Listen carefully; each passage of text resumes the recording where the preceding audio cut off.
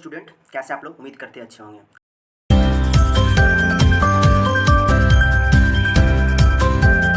जैसा कि आप लोगों को हम पिछले वीडियो में बोले थे कि हम कोशिश करेंगे कि अब एसएसटी का जो भी चैप्टर शुरू से लेकर लास्ट तक, चाहे वो हिस्ट्री हो, चाहे ज्योग्राफी हो, सिविक्स हो या फिर इकोनॉमिक्स हो, क्लास 8 से लेकर के क्लास 8, 9, 10 सारा खत्म करेंगे।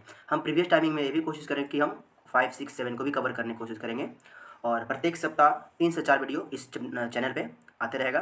तो इसलिए आप लोग से रिक्वेस्ट है कि इस चैनल को सब्सक्राइब कर लें, लाइक करें और हमें सपोर्ट करें। अगर आप लोग अच्छा परफॉर्मेंस दिखाते हैं, हमें सपोर्ट करते हैं, ठीक ठाक अगर व्यूज़ अगर आ जाती है तो हम यह सिनेरियो जारी रखेंगे और इस सप्ताह में 3 से 4 वीडियो आप लोग के लिए ज़रूर आएगा। टेंशन नहीं रहना, क्लास 8 के लिए भी आएगा, क्लास 9 के लिए भी आएगा, क्लास 10 के लिए भी आएगा, यहाँ तक कि 5, 6, 7 का भी हम एसएसटी चैप्टर डील करके आपके सामने प्रस्तुत करने की कोशिश करेंगे। तो आई होप कि इस बात को समझ गए होंगे। चैप्टर पढ़ाने से पहले मैं आप लोग से बोलूँगा कि जिस चैप्टर को पढ़ा रहा हूँ, यानी जिसका नाम है रिसोर्स एंड डेवलपमेंट, मैं इसका पूरी तरह से इसके अंदर का जो हिडन फैक्ट्स है उसको डिकोड करने की कोशिश करूँगा। इसके लिए पहले आपको अपने पास बुक रखना है। जब भी मैं जो भी चैप्टर पढ़ाऊँ, जिस भी क्लास का पढ़ाऊँ, तो आप सबसे पहले बुक को अपने पास रख लेना है, वीडियो को थोड़ा सा पॉज कर लेना है, उसके बाद शुरू कर लेना है। कोशिश अगर आपका ये रहे कि अगर मैं जब पढ़ा रहा हूँ तो उससे पहले अगर फर्स्ट रीडिंग अगर आप लोग लगा चुके हैं तो सबसे बेस्ट है। ये बहुत बहुत ज़रूरी है, जो कि अक्सर बच्चे ध्यान नहीं देते, सिर्फ टीचर के पढ़ाने से मतलब रखते हैं। ऐसा नहीं है। जब आप कोई चैप्टर पढ़ रहे हैं तो कोशिश करिए कि आप सबसे पहले उस चैप्टर का फर्स्ट रीडिंग लगा चुके हैं। इससे आपको ज़्यादा समझ में आने लगेगा, आपको पता चलेगा कि अच्छा इस टॉपिक में इस जगह पे या ये बातें लिखी हुई थी और हो सकता है कि टीचर से बात छूट गया हो। तो ये काम आप लोग ज़रूर करें। जब हम पढ़ा लेते हैं, जब पूरा चैप्टर को ख़त्म कर लेंगे, कोशिश रहेगा कि यह पूरा जो वीडियो है अगर ज़्यादा लंबा नहीं होता है तो 1 घंटा के अंदर ख़त्म हो जाए तो एक क्लास में ख़त्म हो जाएगा, अन्यथा हम इसको 2 क्लास में लेकर के चलेंगे। ज़्यादा लंबा हो जाएगा, थोड़ा सा ज़्यादा डिटेलिंग समझाना पड़ेगा तो 3 क्लास भी जा सकती है। आप लोग इसमें थोड़ा सा हताश नहीं होना, पैसेज बना करके रखना है, क्योंकि जब तक पैसेज नहीं बना करके रखेंगे तो फिर आप लोग को चीज़ें आसान नहीं लगेगी, है ना। ये कोई मजाक वाली बात नहीं है। क्लास 10th में आ गए हो और सोचोगे बहुत ही जल्दी ख़त्म होकर के हम सब कुछ फिनिश कर ले और मतलब कि सारा मार्क्स हम एक ही वीडियो में कवर कर ले, तो ऐसा नहीं है। आपको इसके लिए पैसेज बना कर रखना पड़ेगा। हम पूरी जी जान लगा देंगे, पूरी कोशिश करेंगे कि जो फैक्ट्स और टॉपिक मैं पढ़ाऊँ वो आपको पूरी तरह से समझ में आएगा। इसके अंदर का जो भी सिनेरियो रहेगा, जो भी समरी रहेगा, आपको मैं बारीकी से समझाने की कोशिश करूँगा। तो शुरू करते हैं, बने रहेंगे वीडियो में अंत तक पैसेज बना करके, ठीक है। चैनल को लाइक सब्सक्राइब जरूर कर लेंगे। तो चलिए शुरू करते हैं। आप लोग को मेरा इंट्रो थोड़ा ज़्यादा लंबा हो गया होगा, बट थोड़ा सा पैसेंस रखना, क्योंकि फर्स्ट क्लास है तो लगेगा कि भाई क्या क्या समझने वाले हैं, क्या क्या जानने वाले हैं, तो पहली क्लास में आप लोग को समझा देना जरूरी है। जैसे कि टॉपिक हम लोग पढ़ रहे हैं, चैप्टर क्लास 10th का चैप्टर है रिसोर्स एंड डेवलपमेंट, और यहाँ पर टॉपिक हेडिंग किया गया है कि रिसोर्स, है ना, और साथ में बगल में लिखा हुआ है डेवलपमेंट। इसका हिंदी करना बहुत ही आसान है, resource and development, that means संसाधन और इसके विकास। लेकिन इसके टर्म को समझना है। मैं बोला था कि जब भी मैं आपको पढ़ाता हूँ, तो पीछे भी आप लोग प्रीवियस टाइमिंग में पीछे क्लास में भी पढ़ा चुके हैं। अगर आप लोग इसी चैनल पे जाकर के देखिएगा तो नीचे आपको प्ले लिस्ट में कुछ चैप्टर क्लास 9 क्लास 10 का मैंने ऑलरेडी पढ़ा चुका है। उसमें मैंने सबसे पहला एक ही बात बोलता है कि जब भी कोई चैप्टर को पढ़ने की कोशिश करिए तो उसके हेडिंग को देखिए, जहाँ पे हेडिंग है जो बहुत कुछ आपको कह जाती है, यानी लगभग बातें समझ लीजिए कि वो आपको हेडिंग के मामले में समझ में आ जाएगा कि आखिरकार इस चैप्टर के माध्यम से इस टॉपिक जो हम पढ़ने वाले हैं इसमें हमें क्या बताने की कोशिश किया जाएगा। यानी पहला जो लिखा हुआ है रिसोर्स क्या होता है, तो हम लोग अपने जनरली डेली लाइफ में जो भी चीज़ें यूज करते हैं, जो भी छोटी से लेकर के बड़ी से बड़ी चीज़ें जो भी यूज करते हैं, वो सब के सब रिसोर्स है। रिसोर्स दैट मीन्स, है ना, ह्यूमन बीइंग के जरूरतों को पूरा करने के लिए वो सारी चीज़ें, है ना, जो हमारे लिए नेसेसरी हो, वो सब के सब क्या है, रिसोर्स है। और इसी रिसोर्स का हम लोग यूज करके नए नए चीज़ों का आकार देते हैं, उसके शेप को बदलते हैं। जैसे कि मेरे पास सपोज कर लेते कि मेरे पास पहले मैग्नीशियम था, उसको कोई यूज नहीं कर रहे थे, लेकिन मान लो उसको हम कोई फॉर्म में कन्वर्ट कर दिए तो आज मेरे लिए यूज के लिए हो गया, तो वही हो गया रिसोर्स का डेवलपमेंट, ठीक है। मेरे पास सिलिकॉन था लेकिन कोई उसका यूज नहीं कर रहा, सिलिकॉन हम मोबाइल का सॉफ्टवेयर वगैरह बनाना शुरू कर दिए, तो क्या वो मेरा डेवलपमेंट में कन्वर्ट हो गया। तो इसी चीज़ को समझाने की कोशिश करेंगे। पहले तो पढ़ेंगे हम लोग चैप्टर में रिसोर्स को बहुत बढ़िया से समझेंगे, एक्चुअली में रिसोर्स होते क्या है और उस रिसोर्स को हम लोग डेवलपमेंट करते हैं, डेवलपमेंट को किस किस शेप में लेकर चलते हैं, कहाँ हम लोग यूज कर पाते हैं, तो हम लोग इसके बारे में जानने वाले हैं। तो आई होप कि आप लोग वीडियो को देख रहेंगे और बुक आपके सामने होगा। जैसा कि फर्स्ट टॉपिक और फर्स्ट जो यहाँ पर लाइन लिखा हुआ है, everything available in our environment which can be use to satisfied our needs. मैं पहले आप लोग एक बात और बोल देना चाहता हूँ कि मैं कोशिश करूँगा कि इसके अंदर के टॉप जो भी जो मेन लाइन है मैं उसको बारीकी से पढ़ूँ और बारीकी से पढ़ने के बाद मैं आपको समझाऊँ, है ना। ऐसा नहीं चलो कि रैंडमली उड़े जा रहे हैं और आपको कुछ समझ में नहीं आ रही है और मैं ही बताया जा रहा हूँ, तो ऐसा फिर थोड़ा सा आपको ऑकवर्ड टाइप में लगेगा, बीच में सेशन को छोड़ करके चल जाएंगे। तो मैं ऐसा कोशिश नहीं करूँगा, मैं इसके लाइन बाई लाइन पढ़ने की कोशिश करूँगा जहाँ पर इंपॉर्टेंट्स हो। क्या लिखा हुआ है, हमारे प्राकृतिक में वो सारी चीज़ें जो हमारी चीज़ों को पूरा करता हो, सेटिस्फाइड करता हो, provide it technological technology accessibles, economically, feasibly and cultural acceptable can be term as resource। यानी हमारे टेक्नोलॉजी के लिए, हमारी इकोनॉमिक ग्रोथ को पॉसिबल करने के लिए, हमारी संस्कृति सभ्यता से रिलेटेड वो सारी चीज़ें जो हमारी ज़रूरतों को पूरा करता हो, हमारी मतलब डेली लाइफ जो भी नेसेसरी हो उसको पूरा करता हो, वो उसी टर्म को, उसी सारी चीज़ों को, ऑब्जेक्ट को हम लोग क्या बोलेंगे, रिसोर्स बोलेंगे। आई होप ये वो बात जो पहले मैं बोला था कि वो सारी चीज़ें जो ह्यूमन बीइंग के लिए ज़रूरी हो, है ना, उससे काम के लिए ज़रूरी हो, कोई ना कोई माध्यम से यूजफुल हो रहा हो, पेन, चाहे बुक्स, चाहे फिर टेबल जिस पर आप बैठे हुए हो, या फिर जिस फ़ैन का यूज कर रहे हो, यहाँ तक कि जिस मोबाइल पर आप लोग पढ़ रहे हैं, वो सारी चीज़ें देख रहे हैं कि हमारी वो ज़रूरत की चीज़ें हैं, उससे हमें फ़ायदा हो रहा है। तो इस जितने भी चीज़ें हमारे फ़ायदे के लिए है, वो सारे हमारे क्या कहलाएंगे, तो रिसोर्स कहलाएंगे। और इसी टर्म को यह डिफाइन करने की कोशिश करता है कि everything available in environment which can be used satisfied our needs, provide it technologically accessible, economically feasible and culturally acceptable can be termed as resource। I hope इस बात को समझेंगे। आगे हम लोग समझेंगे कि ये कितने टाइप्स के होते हैं। पहले अगर देखा जाए तो आप इसके सिनेरियो को समझने की कोशिश करेंगे। ये क्या आ गया, ये अगर इसको हम स्क्रॉल करके नीचे लेकर के आए तो आपको अगर देख पा रहे हो तो नीचे बना हुआ है एक ट्रायंगल और एक नीचे में कुछ चार्ट्स बने हुए हैं। ये सिंपल से बात ए बी रिसोर्स को ही डिफाइन करने की कोशिश कर रहे हैं। अगर देखिए ट्रायंगल के बीच में बना हुआ ह्यूमन बींग्स मतलब आप सभी समझ लीजिए कि ये ह्यूमन बींग्स के ज़रूरतों के बारे में बात किया जा रहा है, चाहे वो आप फिजिकली इन्वायरमेंट हो, चाहे टेक्नोलॉजिकली हो, या फिर इंटर इंस्टीट्यूशंस हो। ये सारे के सारे क्या है, ह्यूमन बींग्स के नीड्स है। और ये नीड्स कहाँ से ज़रूरत होता है, जब कहाँ से पूरा होता है, तो ये रिसोर्स से पूरा होता है। थोड़ा सा लेकिन ज़्यादा कुछ है। और नीचे अगर देख पा रहे हैं तो नीचे रिसोर्स को कैटेगराइज करने की कोशिश किया गया। क्लास 8 में आप लोगों ने पढ़ा होगा directly natural resource. I hope अगर पढ़े होंगे तो आपको याद जरूर होगा। क्लास 8 में पढ़े होंगे डायरेक्ट नेचुरल रिसोर्स। तो रिसोर्स को ही उसमें अगला पार्ट्स को दिखाने की कोशिश किया गया। यहाँ पर पूरी सिनेरियो को समझाने की कोशिश किया गया कि ये रिसोर्स और आगे किसको किस तरह से कैटेगराइज करने की कोशिश करा है। रिसोर्स को जनरली 2 टाइप्स में कैटेगराइज यानी बांटा गया है। हम लोग इसको आगे भी डिटेल में, बहुत डिटेल में पढ़ने वाले हैं, है ना। फिर सिर्फ यहाँ पर एक सिनेरियो दिखाने की कोशिश किया गया जो नेचुरल है, ह्यूमन बींग्स रिसोर्स है। ह्यूमन बींग्स एक और होता है मैनमेड रिसोर्स होता है। तो यहाँ पर जनरली इसको अलग ही रखने की कोशिश किया गया। ह्यूमन बींग रिसोर्स को दो पार्ट्स में बांटा गया है, एक स्ट्रक्चर्स एंड इंस्टीट्यूशंस, दूसरा तो क्वालिटी एंड क्वांटिटी। तो इसको हम लोग आगे देखेंगे। नेचुरल रिसोर्स में अगर इधर देखें तो एक होता है रिन्यूएबल, दूसरा होता है non renewable. Renewable that means जिसको हम लोग पूरा पुनः प्राप्त कर सकते हैं, और नॉन रिन्यूएबल दैट मीन्स जिसको हम लोग एक बार यूज करें दोबारा नहीं, है ना। कोई अगर हमारे कोई ऐसा प्रोसेस हो तो मे भी पॉसिबल है, बट इसको जनरली ना के बराबर। दूसरी तरह से रिन्यूएबल को दिखाया तो इसको और भी धीरे धीरे और भी पार्ट्स में बांटा गया है।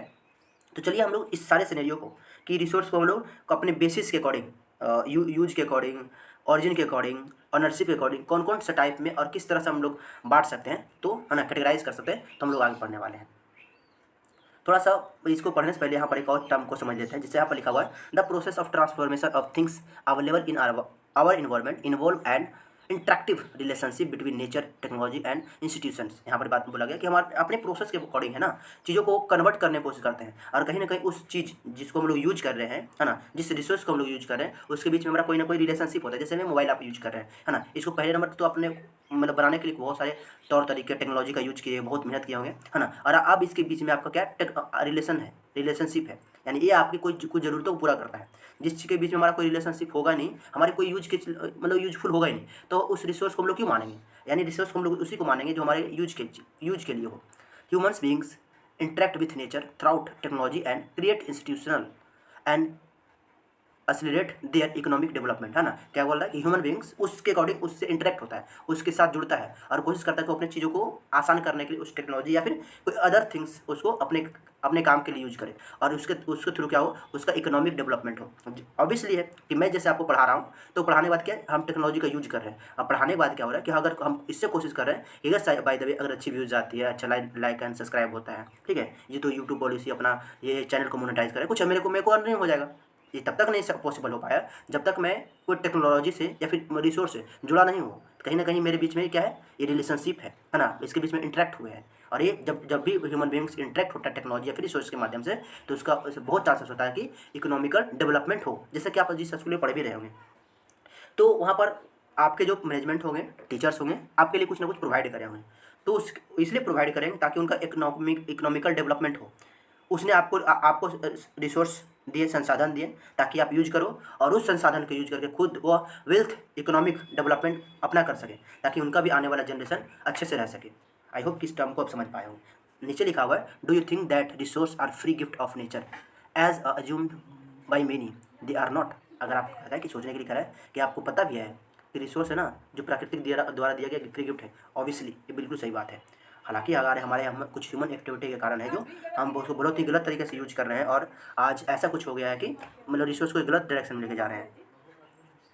बट सही मायनों में देखें तो वास्तविकता यही है कि ये सारी चीज़ें जो हम आज यूज कर रहे हैं वो प्राकृतिक द्वारा दिया गया, वो फ्री में है, ताकि ह्यूमन बींग्स जब भी यहाँ पर सर्वाइव कर रहा है तो अपनी ज़रूरतों को पूरा कर सके। हालांकि इसको आज अलग लेवल में लेकर चले गए, बहरहाल हम लोग दूसरी तरफ से लेकर चलते हैं इसको।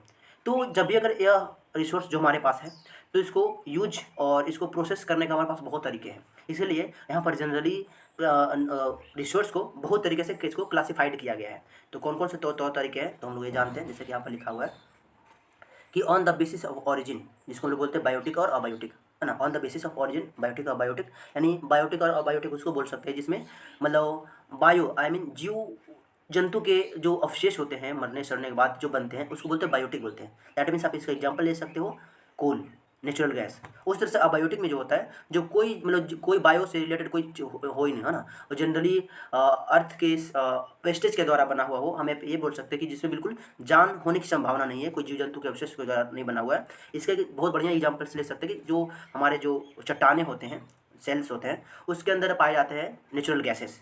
तो जो आप नेचुरल गैस है वो हो गया हमारा बायोटिक रिसोर्स, और जो उसमें वो जो सेल्स है या फिर जो चट्टाने हैं वो हमारा हो गया अबायोटिक रिसोर्स। इसके examples human beings, plants, creatures हो गया बायोटिक, और अबायोटिक में आ जाता है आपका स्टोन्स, सॉइल्स, वाटर, ये सब हो गया आपका अबायोटिक। इसको हम लोग आगे अच्छे से डिस्कस करने वाले, बिकॉज यहाँ से क्वेश्चन पूछे जाते हैं 2 या 3 बार, मतलब 2-3 साल के रिपीट के बाद आपको बायोटिक और अबायोटिक में एक डिफ्रेंशिएट पूछ देता है। नहीं तो कम से कम इसके पीछे एक आपको MCQ तो जरूर आएगा हर एक साल, ठीक है, तो बहुत जरूरी है। दूसरी बात होता है एग्जिबिलिटी के अकॉर्डिंग, जिसको बोलते हैं रेनेबल और नॉन रेनेबल, जो पहले भी बता चुके हैं कि हम लोग द्वारा पुनः कोई भी माध्यम से प्राप्त कर ले, जैसे कि हो जाता है वाटर, सनलाइट, इसको अगर हम लोग पाइप ले रहे हैं यानी हमें मिल जा रहा है तो उसको बोलेंगे रेनेबल, और जो एक बार यूज किया करे ख़त्म हो गया तो वो हमारे हो गया नॉन रेनेबल। दैट मीन्स आपका कोल, पेट्रोलियम, इसके बाद एक बार यूज करें दोबारा हम लोग नहीं यूज कर सकते। उसी तरह से होता है on the basis of origin, ये तीसरा टाइप्स है, जो होता है 4 टाइप्स में, इंडिविजुअल, कम्युनिटी, नेशनल और इंटरनेशनल। इसको भी पढ़ेंगे, थोड़ा सा आगे बढ़ते हैं। द स्टेटस ऑफ डेवलपमेंट जो आता है, potential development and stock reserve, है ना, ये सब को हम लोग कैटेगराइज किए गए रिसोर्स को, जो कि जनरली अदर टाइप्स में है। आई होप कि यहाँ तक समझ में आया होगा। और दूसरे फंक्शन में अगर जाए तो यहाँ पर एक नेक्स्ट टर्म आया है डेवलपमेंट ऑफ रिसोर्स। बुक आपके पास है ना, देखिए क्या है development of resource. Development of resource से क्या हमारा बात यहाँ पर फंक्शन ही देखने के लिए मिलता है। तो उस टर्म को डिफाइन करने की कोशिश करा जा रहा है। ये रिसोर्स अर्थ पर जो भी है वो सिर्फ और सिर्फ ह्यूमन बींग्स के लिए है, हालांकि उसमें जो भी क्रिएचर्स शामिल है वो सबके लिए है। तो ये हमारे लाइफ को आसान बना सके इसलिए ये रिसोर्स हमें दिए गए हैं, जो कि हम पहले पढ़ चुके हैं कि फ्री गिफ्ट नेचर के द्वारा है। बट हमारे यहाँ आने के बाद जो भी रिसोर्स हमारे पास अवेलेबल हुए हैं तो हमारे पास कुछ इतने लालच हमारे अंदर मतलब कि जनरेट हुए हैं ना, कि आप ये कह सकते हो कि इसके द्वारा बहुत सारे हम लोग या फिर अदर जो क्रिएचर्स जो अभी अर्थ पर है उनको भी तो सर्वाइव करना था। आप अर्थ पे रह रहे हो तो इसका मतलब थोड़ी कि ये पूरी पृथ्वी सिर्फ आपकी है ना। जितने भी क्रिएचर्स है, चाहे वो लिविंग थिंग्स हो या नॉन लिविंग थिंग्स हो, सबको यहाँ पर सर्वाइव करना था। बट हमारे कुछ गंदे प्रोसेस या फिर आप बोल सकते हो कि लालच के अकॉर्डिंग क्या हुआ कि बहुत कुछ डेवलपमेंट आप ये बोल सकते हो कि चेंजिंग होने लगा, जो कि आज के जलवायु, क्लाइमेट्स या फिर फंडामेंटल आप ये बोल सकते हो कि एनवायरमेंटल के अकॉर्डिंग सही नहीं है, जो कि हमें ठीक करनी है। क्या क्या बदलाव है तो क्या लिखा हुआ है, developing of resource for satisfying the grade of few individuals. That means का ये कह रहा है कुछ लोगों के मतलब कि लालच के अकॉर्डिंग है, जो बहुत सारे जो रिसोर्स था उसका ह्रास हो गया, खत्म हो गया। कुछ ऐसे बोला जा रहा है कि कुछ लोग जिनके पास बहुत सारे संसाधन हैं उन्हीं के हाथों में चल जाता है, जैसे कि हो सकता है जैसे झारखंड के पास मतलब बहुत सारे संसाधन चला गया था इंडिविजुअली और एक सरकार के पास। अब उस सरकार उस संसाधन का सही तरीके से नहीं यूज कर पा रही है, जिसके कारण क्या कि उस जगह का कम्युनिटी का लोगों का कंडीशन कुछ अच्छे खासे नहीं है। तो यहाँ पर ये बोल सकते हैं कि डेवलपमेंट ऑफ रिसोर्स जो हमें दिया गया है ना, अगर उसको सही मायनों में यूज ना करें तो हमारे लिए या तो ये बोल सकते हैं कि वो हमारे लिए यूजफुल होते हुए भी यूजफुल नहीं रह सकता, या फिर हमारे लिए वो हरास भी हो सकता है। यानी यहाँ पर ये बात समझाने की कोशिश किया है कि अगर आपके पास रिसोर्स अगर है तो उसको सही तरीके से सही मायनों में करें, है ना, सही मायनों में करें भी। और ये भी ध्यान देना है कि आप डेवलपमेंट भी आपको करना है और दूसरे इसे कोई अदर स्पीसीज को आपको इससे नुकसान नहीं होना है। इस बात को ये समझाने की कोशिश कर रहा है। अगर आप चाहें तो इस टर्म को आप लोग लिख सकते हैं, ठीक है। यहाँ से क्वेश्चन बन सकता है कि what do you mean about development of resource, ठीक है। चलो नीचे भी उसी बात को समझाने की कोशिश किया गया है कि inequality distribution of resource has been becoming essential for a sustained quality of life and global peace. If the present trend resource depletion by a few individual and countries community, the future of our planet is dangerous. यानी वही बात कि अगर मान लो कि कोई individual person या फिर इंडिविजुअल कंट्री के पास अगर सारे रिसोर्स चले जाते हैं तो ये हमारे आने वाले फ्यूचर के लिए वो खतरा हो सकता है। कैसे? जैसे आप जानते हैं नॉर्थ कोरिया, ठीक है, कि उसके पास अगर अभी कोई भी तरह का से रिसोर्स है तो वहाँ का जो गवर्नमेंट है ना, बिल्कुल आप बोल सकते हो कि रेडिकल है, कुछ भी कर सकता है, कभी भी मत कर सकता है। अदर भी कंट्री होता है जिसके पास बहुत सारे जो मतलब कि अगर उसके पास रिसोर्स है तो पूरी तरह से कोशिश करते हैं हम मोनोपोली उसका बना करके रखें ताकि इसका यूज है जो अदर कंट्री ना कर सके, और इससे कहीं ना कहीं नुकसान सभी को होता है। इसीलिए हमारे पास एक कारण है कि हम लोग इसको कुछ अपने तरीके से यूज करें, जिसको हम लोग बोलते हैं सस्टेनेबल एग्जिस्टेंस, या फिर इसको हम डेवलपमेंट का भी हमारा पैमाना कुछ तरह से हो कि रिसोर्स बर्बाद भी ना हो, वेस्ट भी ना हो, और हमारे डेवलपमेंट का प्रोसेस रुके भी नहीं। आगे यहाँ पर 3 टर्म को बहुत इंपॉर्टेंट अगर आप देख पा रहे हैं तो एक लिखा हुआ है sustainable development, Rio de Janeiro earth summit. यहाँ पर से आपको तो भाई कोई क्वेश्चन से लिखवाने की भी कोई ज़रूरत नहीं है, आप चाहे तो यहाँ से यूज करके आप इसको पढ़ भी सकते हैं, जो कि बहुत इंपॉर्टेंट है। फर्स्ट जो आता है सस्टेनेबल डेवलपमेंट, हमने एक बात बोला था अभी कि जैसे कि आता है ना डेवलपमेंट ऑफ रिसोर्स, जिसको भी लोग पढ़े हैं, तो हम लोग क्या कर रहे हैं कि बहुत ही लालच बस जहाँ भी संसाधन का हो दुरुपयोग कर रहे हैं। तो इससे क्या होगा कि एक समय आएगा जहाँ पर सारे रिसोर्स खत्म हो जाएंगे, फिर हमारे लिए, हमारे जनरेशन के लिए अनुपयोगी हो जाएगा, हमारे लिए वो, हमारे जनरेशन के लिए वो मतलब कि अच्छा नहीं होगा। तो हमारे पास कुछ ऐसा है, तो क्या हम क्या करें, रिसोर्स को यूज करना बंद कर दें? नहीं, हम कुछ इस तरह से करेंगे जहाँ पर रिसोर्स को यूज भी करेंगे, है ना, हम डेवलपमेंट भी होंगे, बट हमारी कोशिश ये होगी कि उससे रिसोर्स को नुकसान नहीं होगा। इसे लिखा हुआ है sustainable economic development means development should be take place without damaging the environment and development in present should be not compromise with the needs of future generation. यानी यहाँ पर वही बात को मेंशन करिए, यहाँ पर तो बिल्कुल आपको नोट कर लेना, छाप लेना, कॉपी में लिख लेना है, ठीक है। ये सस्टेनेबल डेवलपमेंट का एग्जांपल से हो गया है, ये आपका डेफिनेशन, और इसके दो आप अगर एग्जांपल अगर नोट कर देते तो आपके 3 मार्क्स का क्वेश्चन आंसर बन गया। ये बात करोगे कि आप डेवलपमेंट कुछ इस तरह से करें ताकि उसमें ना ही रिसोर्स का और ना ही इन्वायरमेंट का कोई नुकसान नहीं हो, ठीक है, और आपका डेवलपमेंट करने का प्रोसेस भी है जो वो रुके नहीं, है ना।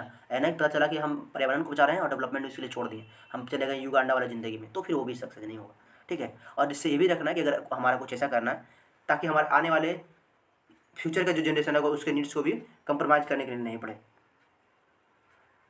जैसे अगर इस टर्म को समझना चाहें तो जैसे हम कहा जाता है ना कि बहुत ज़्यादा रिसोर्स का यूज करने से या फिर सड़कें, अस्पताल, हॉस्पिटल्स वगैरह बनाने के चक्कर में हम लोग क्या करें, पर्यावरण को, इन्वायरमेंट को हम लोग कहीं ना कहीं वेस्ट कर रहे हैं। जो भी प्लांट्स है, ट्री है, उसको काट रहे हैं, फॉरेस्ट को काट रहे हैं, जो कि गलत है, ऐसा नहीं होना चाहिए। तो हमारे पास ऑप्शंस भी तो है कि अगर मान लो कहीं पर पेड़ काट रहे हैं तो उसके अकॉर्डिंग क्या करें कि कहीं पर जो खाली बेकार बंजर ज़मीन है उतना पेड़ हम लोग ऑलरेडी लगा दें, उसके बाद हम उस जगह का पेड़ को काटने के लिए हम लोग है हमारे पास, अगर हमें एनर्जी जनरेट करना है, हमें बिजली चाहिए, इलेक्ट्रिसिटी चाहिए, तो हम उसके लिए भी क्या कर रहे हैं कि इंडिया में देखें तो लगभग 50% से 51% है जो हम लोग कोल को यूज कर रहे हैं, जो कि कार्बन रिलीज कर रहा है, हमारे लिए इन्वायरमेंट के लिए अच्छी नहीं है। तो हम ऐसा तो कर सकते हैं कि हाइड्रो इलेक्ट्रिसिटी को या फिर सोलर इलेक्ट्रिसिटी को हम बढ़ावा दे सकते हैं, तो इलेक्ट्रिसिटी की रिक्वायरमेंट हमारी वहाँ पूरी हो जाएगी, हम डेवलपमेंट से रुकेंगे भी नहीं, चुकेंगे भी नहीं, और हमारा डेवलपमेंट का प्रोसेस भी चलता रहेगा और हमारा इन्वायरमेंट भी सुरक्षित रहेगा। तो इससे सस्टेनेबल डेवलपमेंट है, हमारे पास कुछ ऐसे तौर तरीका होना चाहिए, ठीक है। एक समय था लगभग देखा है तो 20th सेंचुरी उसी बोलते हैं जो 19th सेंचुरी से पहले वाली बात है ना, वो यहाँ पर एक देखने को मिला था कि सारे देश जो अपने आप को डेवलप करने के चक्कर में कुछ इस तरह से पागलों के जैसा बढ़े जा रहे थे, जहाँ पर पृथ्वी के तापमान, है ना, बिगड़ते हुए इन्वायरमेंटल डिग्रेशन किसी को समझ में नहीं आ रहा था। फाइनली लोगों को लगा कि नहीं, हमारे लिए अब कुछ करने की बारी है और पृथ्वी को बचाया जाए, ठीक है। तो उसी समय ब्राज़ील का एक शहर है जिसका नाम है रियो डी जेनेरो, ठीक है, वहाँ पर एक अर्थ समिट रखा जाता है, और ये अर्थ समिट 1992 में रखा जाता है, ठीक है। तो इसी को रियो डी जेनेरो अर्थ समिट के नाम से जानते हैं, जहाँ पर ऐसा कहा जाता है कि लगभग 100 देशों के जो मेन हेड होता है वहाँ पर आकर के बातें रखते हैं, वहाँ पर मतलब कोशिश करता है कि इन्वायरमेंट को बचाने के लिए, प्रोटेक्ट करने के लिए हमारे पास जो भी साइकोलॉजिकल या फिर इकोनॉमिकल जो भी हमारे पास कुछ गोल्स हो सके, ठीक है, ताकि बढ़ता हुआ जो टेम्परेचर है, वरना अगर ऐसा नहीं करा जाएगा तो फिर क्या होगा कि जो टापू जैसे, जो आइसलैंड जैसे जो भी देश है वो तो डूब जाएगा। जैसे कि अभी बहुत ही ख़राब हालत है आपका मालदीव्स, ये सब है जो है ना, 2050 तक ऐसे माना जाता है कि मालदीव्स पूरी तरह से डूब जाएगा, अर्थ में जलमग्न हो जाएगा।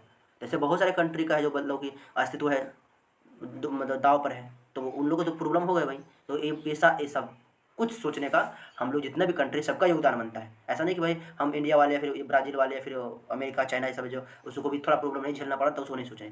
हमारे इस जिम्मेदारी सबका बनता है। तो सारे देशों ने मिलकर के जो भी उसमें बड़े बड़े जो देश थे अपनी भूमिका निभा सकते, तो लगभग है जो उनमें पार्टिसिपेट किया और कुछ अपना पर्पस वहाँ पर रखा। फाइनली पर्पस के बाद पता चला कि यहाँ पर हम लोग 21 एजेंडा, यानी वहाँ पर आप ये बोल सकते हो कि 21 जो डिमांड को रखा गया कि हमें अब ये पूरा करना है, ताकि इसके अकॉर्डिंग है जो भी डूबते हुए जो शहर है, लोग है, देश है, उसको बचाया जाए।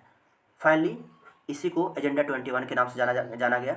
आपको इसको भी नोट कर लेने हैं। यहाँ पर 3 टर्म बोले हैं आप लोगों को कि इसको आप लोगों को एकदम जनरली बहुत बढ़िया से नोट कर लेना है। फर्स्ट आपको sustainable development 3 marks, Rio de Janeiro earth summit ये भी आपका 3 मार्क्स। यहाँ से ऑब्जेक्टिव से लेकर सब्जेक्टिव सारा क्वेश्चन बन सकता है। और फाइनली यहाँ पर शायद हमें याद नहीं 2022 से 2023 में एजेंडा 21 के बारे में पूछा गया था क्वेश्चन 3 मार्क्स में, ठीक है। और आपको कहीं से जाना नहीं, कहीं पर क्वेश्चन आंसर खोजना नहीं है, आपको यहीं पर बुक में दिया हुआ है, ठीक है, कि what do you mean about agenda 21।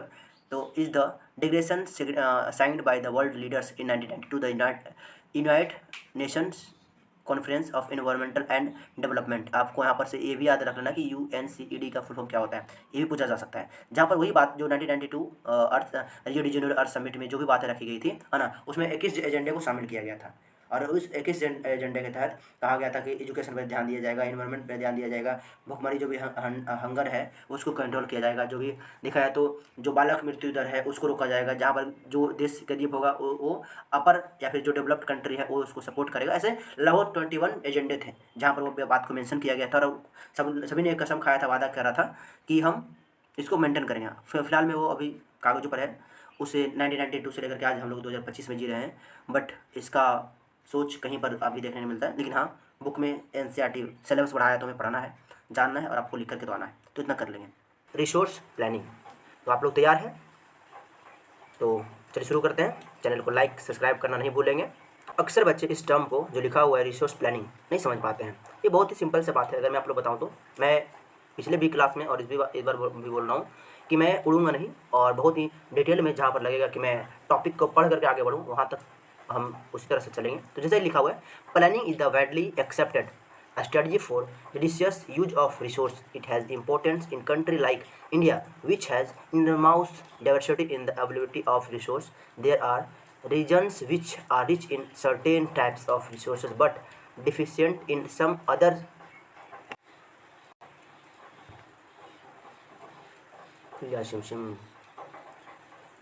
Some other resource. There are some regions which can be considered self-sufficient in terms the ability of resource, and there are some regions which have acute shortage of certain vital resource. That means इसका example से होता है कि अगर देखा जाए तो भारत के या फिर विश्व के कोई भी क्षेत्र में कहीं पर बहुत ज़्यादा प्रचुर मात्रा में रिसोर्सेस अवेलेबल है और कहीं पर कुछ भी नहीं है। इंडिया जैसे देशों की बात करा जाए तो यहाँ पर इनर माउस मतलब लगभग ठीक ठाक मात्रा में यहाँ पर भी रिसोर्सेस अवेलेबल है। जैसे छत्तीसगढ़ की बात करा जाए, झारखंड में कोयले की खदान की बात करा जाए, जैसे बहुत से मध्य प्रदेश में रिच मिनरल्स की बात की जाए, तो यहाँ पर लगभग हमारे क्षेत्र में ठीक ठाक मतलब रिसोर्सेस अवेलेबल है। बट क्या है कि इसको यूज करने का तरीका हमें नहीं पता, या तो बहुत हैवी मात्रा में कर जा रहे हैं, या फिर इसको संशोधित करने का हमारे पास टेक्नोलॉजी नहीं होने के कारण हम उसको अदर कंट्री में, अदर देशों में बेच देने के कारण हमारे देश के अंदर उस रिसोर्स का वैल्यू कम रह जाता है और उसी रिसोर्स का वैल्यू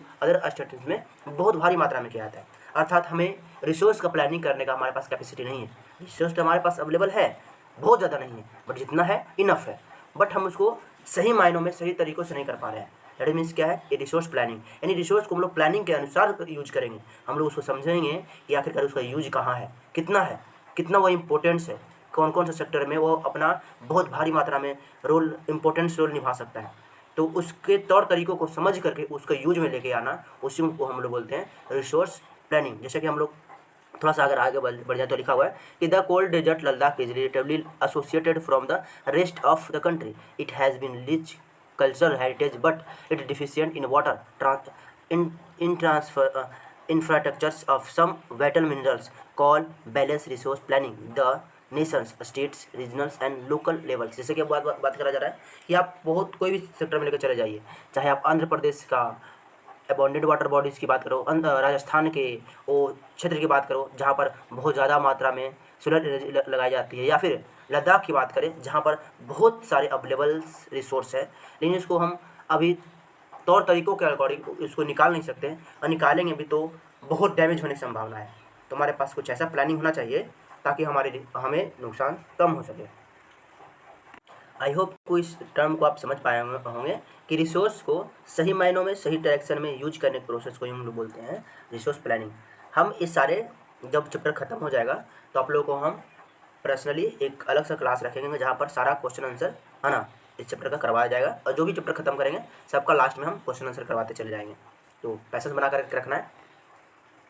अभी हमने टर्म को पढ़ा जैसे कि इसको बोलते हैं रिसोर्स प्लानिंग. आई होप कि आप इस बात को समझे होंगे, और उसी तरह से हम लोग ये पढ़ने वाले हैं कि भारत में रिसोर्स प्लानिंग करने का प्रोसेस क्या क्या हो सकता है. तो इसी बारे में हम लोग अभी भी डिस्कशन करने वाले हैं. जनरली हम लोग यहाँ पर जिसे मेंशन किया गया है 3 टाइप्स में है ना रिसोर्स प्लानिंग इन इंडिया. तो resource planning in complex process which involve, हम लोग इसको 3 तरीक़ों से हम लोग यूज कर सकते हैं. तो identifications and inventory of resource across the regions of country. This involves surviving mapping and quality and quantitative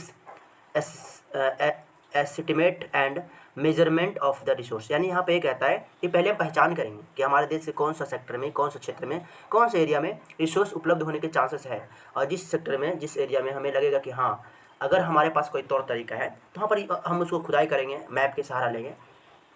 तो एक तो हमारा ये तरीका हो सकता है ना. और उसके अकॉर्डिंग हम क्वालिटी और क्वांटिटी ये भी ध्यान रखना कि पता चल रहा है कि अच्छा वहाँ पर खुदाई करें, और खुदाई करने के साथ साथ हमें वहाँ पर रिसोर्सेस यानी जो धन संपदा है जो करोड़ों रुपये लग गया और निकला हमें लाख रुपया का. तो ये भी ध्यान रखना है कि कहीं पर रिसोर्स अवेलेबल तो है, बट ऐसा नहीं कि मतलब कि उसको खुदाई करने में उतना मतलब संसाधन लग जाए जितना कि निकले नहीं. ठीक है, तो क्वान्टिटी और क्वालिटी दोनों ध्यान रखना है. मान लो कहीं पर रिसोर्स अवेलेबल अगर है भी, बट मान लो कि 50 लाख का है, नहीं पता चल रहा है उसको खुदाई करने सब कुछ करने में हमें 1 करोड़ लग जाएगा, तो क्यों खुदाई करेंगे. तो रिसोर्स आराम से पड़ा रहो, नहीं निकालेंगे. जरूरी नहीं हर रिसोर्स निकालना ही है, ध्यान दे देना है. ये कुछ में क्वांटिटी क्वालिटी और अच्छे मात्रा में हो. कहीं पता चला कि ठीक ठाक हो, बहुत ज़्यादा रिसोर्सेस हो, लेकिन उसका कुछ वैल्यू नहीं है ना हमारे देश में ना कहीं कोई कंट्री में, तो उसको निकाल के क्या करेंगे, रहने देंगे. तो ये भी ध्यान रखना कि रिसोर्स को निकालने के बाद क्वान्टिटी और क्वालिटी दोनों बरकरार रखना है. Involving a planning structure involve which appropriate technology skills and institutional set of the implemented resource developing plans. जैसे यहाँ पर यह रखना है कि मान लो कोई रिसोर्स को हम लोगों ने निकाल लिया, लेकिन अब उसको यूज करने का हमारे पास टेक्नोलॉजी नहीं है, तौर तरीके नहीं है, इंस्टीट्यूशंस नहीं है ना, कॉलेज संस्थान नहीं है, तो हमें उसको भी डेवलप करना है ताकि मार्केट में उसका वैल्यू बढ़े. तीसरा बोलता है matching the resource development plans which overall national development plans. यानी हमें अपने देश की ज़रूरतों के अकॉर्डिंग रिसोर्स का मतलब प्लान करना है, उसको ढूंढना है, खोजना है, ताकि हमारे वो देश के डेवलपमेंट में योगदान है. जैसे हमारे देश के बहुत सारे जगह पर रिसोर्सेस अवेलेबल है, या फिर हम लोग कहीं पर समझ नहीं पा रहे हैं कि आखिरकार इसको हम लोग कहाँ पर यूज कर सकते हैं. तो हम अपने देश का नागरिक होने के नाते हम अपने देश के अगर हमें थोड़ा सा भी अगर रिस्पॉन्सिबिलिटी है हमारी कि हमें देश के लिए काम करना है, तो ये काम जरूर हमें अपनाना है ताकि वो देश के लिए भी यूज हो सके. जैसा कि नीचे लिखा हुआ है कि India has made concerted effort for achieving the goals of resource planning right from the first 5 years plans launch after independence. जैसे कि बात करा जा रहा है, जैसे हमारा देश जब आज़ाद हुआ था तो हमारे देश में बहुत सारे पैसे नहीं थे, है ना, धन संपदा और टेक्नोलॉजी नहीं था, और पैसे यानी ध्यान हर सेक्टर पे देना है. तो हमारा देश के जो गवर्नमेंट है ना इस पर बहुत पहले से ध्यान दे चुके थे कि अगर देश को अगर आगे बढ़ाना है तो रिसोर्स प्लानिंग को साथ में लेकर के चलना पड़ेगा.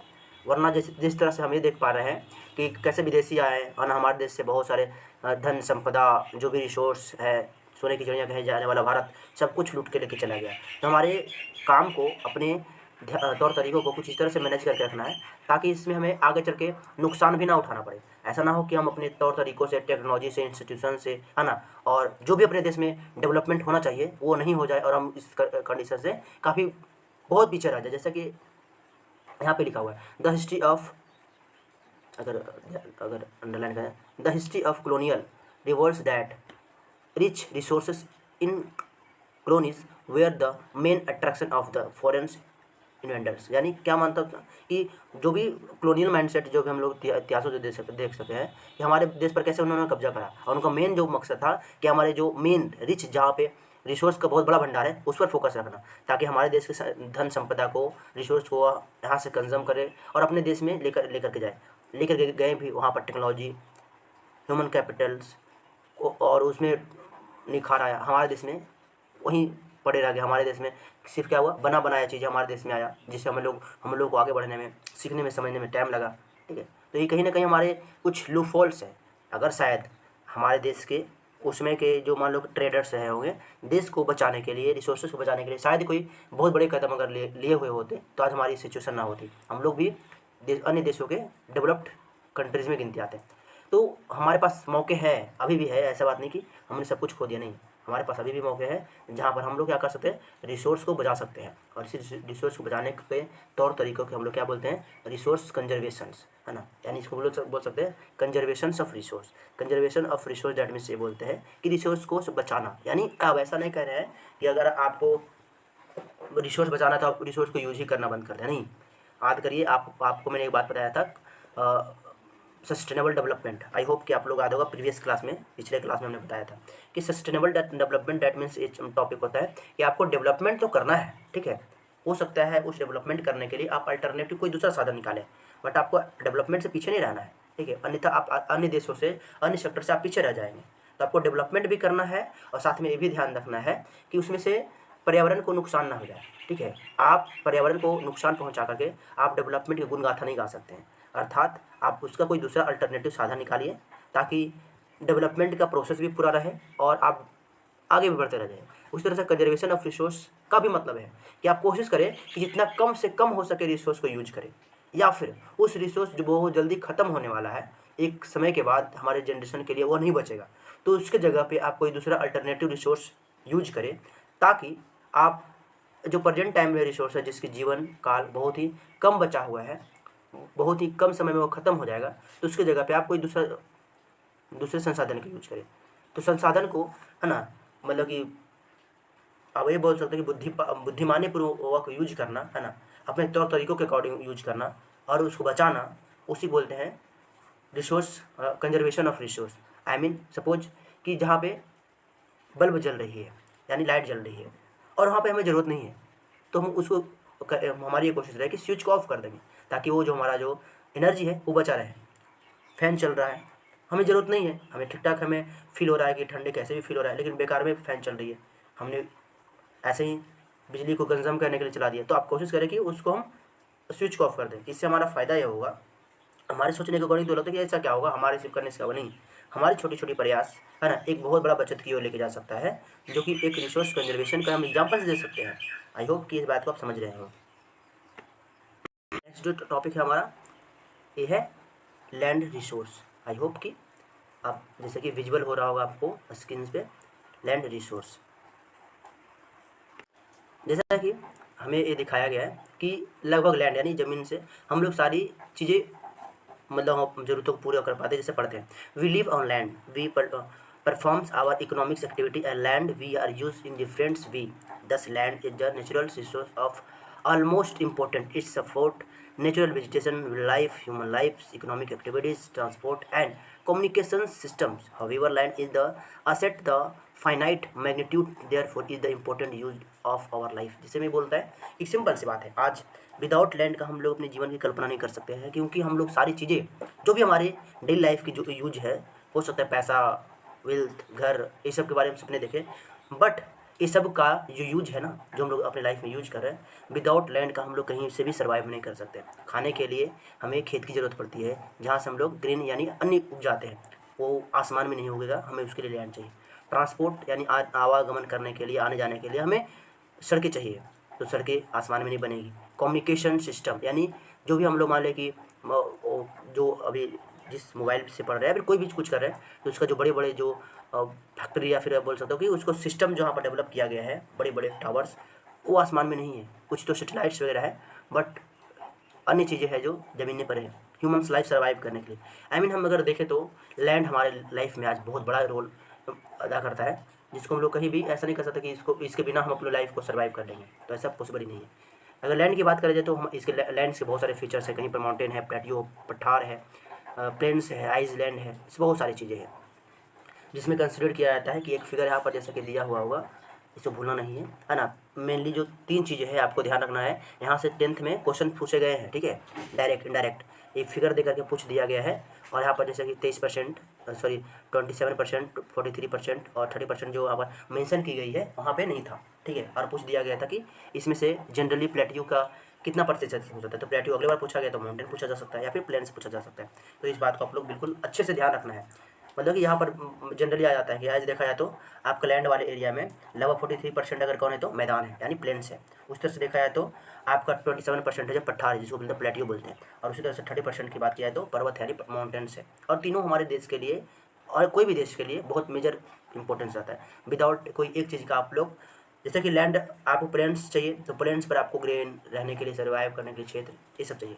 प्लेट्यू जो कि हमारे रिच मिनरल्स के लिए इंपॉर्टेंस होता है ना। प्लेट्यू में बहुत सारे रिच मिनरल्स पाए जाते हैं। वो माउंटेन जो कंडीशन को सर्वाइव करने के लिए, क्लाइमेट को मेंटेन करने के लिए, और अभी माउंटेन से बहुत सारे हमारे और भी यूज है। यानी देखा जाए तो ओवरऑल तीनों चीज़ें हमारे लिए बहुत ज़्यादा जरूरत है।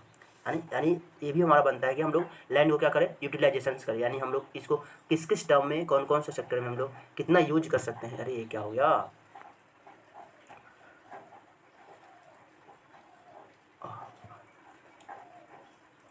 तो हमें ये ध्यान रखना है।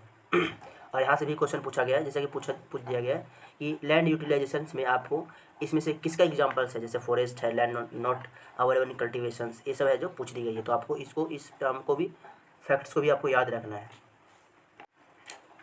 तो लैंड यूटिलाइजेशन से अगर देखा जाए तो कौन कौन से पर्पज़ के लिए यूज है भाई, तो फॉरेस्ट है ना।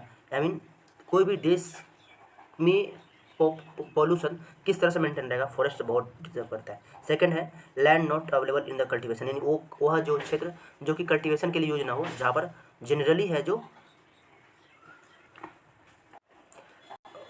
बंजर या फिर खेती करने के लिए वेस्टेज लैंड हो, है ना, यानी जहाँ पर बिल्कुल खेती वगैरह नहीं होते हुए, तो ऐसे खेती की मतलब लैंड की बात करा जा रहा है। उसी में बी में देखे land put non agriculture use, यानी बिल्कुल मतलब एग्रीकल्चर हो ही नहीं सकता है, वहाँ से सिर्फ बिल्डिंग्स, रोड और फैक्ट्रीज वगैरह ही स्थापित की जा सकती है। दूसरा है अदर अनकल्टिवेटेड लैंड्स, जिसमें आपको इंक्लूडेड आ सकता है कि सोच लो कि कोई ऐसा सेक्टर है जहाँ पर बिल्कुल खेती नहीं होता है, अभी हो ही नहीं सकता, फिर नहीं हो रहा है, जो कि ग्रेजिंग के लिए यूजफुल हो। आखिरकार मवेशियों को भी चरने के लिए तो जगह चाहिए। लैंड अंडर मिसलिनियस, जहाँ पर सपोज कर लिए कि बहुत सारे ट्री है वहाँ पर ग्रो करी जा रही है।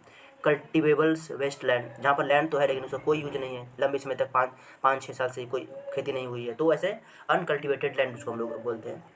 वही अगर चौथा नंबर पर देखें तो फॉलो लैंड, फॉलो लैंड उसको बोलते हैं हम लोग, जिसको प्रतिभूमि, यानी लंबे समय तक जो है जो परत के रूप में जहाँ पर कोई खेती नहीं हुई उसको हम लोग बात करते हैं। बोल कर लो ले। टॉपिक हमारे पास land use pattern in India, अर्थात हम लोग भारत में लैंड पैटर्नों को किस तरह से यूज करते हैं। इसे प्रत्येक टर्म को हमें जाने लायक चीज़ें तो थोड़ा थोड़ा पढ़ते हैं डिटेल में। The use of land is determined both of physical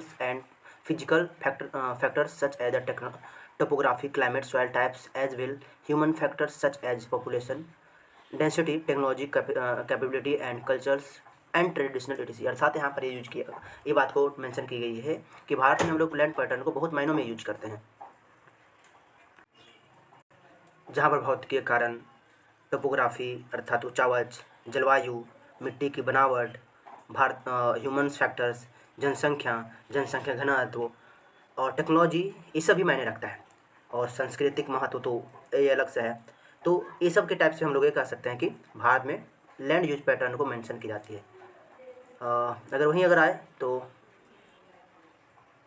नीचे से पढ़ने से पहले मैं आप लोग को एक बात जरूर बोलना चाहूँगा कि ये सब फिगर्स आप लोग जरूर देखा करें, जो आप लोग बच्चे अक्सर इग्नोर कर जाते हैं कि किस सेक्टर पे कितना क्या चीज़ है, क्योंकि बहुत बार जो एग्जामिनर होता है यही फिगर्स को देख करके वो वन टाइप्स यानी MCQ है जो पूछ ली जाती है। ये देखा है तो भारत में जेनरली लगभग है जो 45% है जो आप रेटिंग दी गई है खेती का पैटर्न है, है ना, फॉरेस्ट है, बैरन एंड अनकल्चरल वेस्टेज है। मतलब इसको आपको जरूर डेटा याद रखने चाहिए, और खास करके तो जरूर जो 45.26 और 18 पॉइंट और इधर है 45.5 और 23 पॉइंट, जो भी दो मेजर डेटा है, ये आपको जरूर याद रखने चाहिए। तो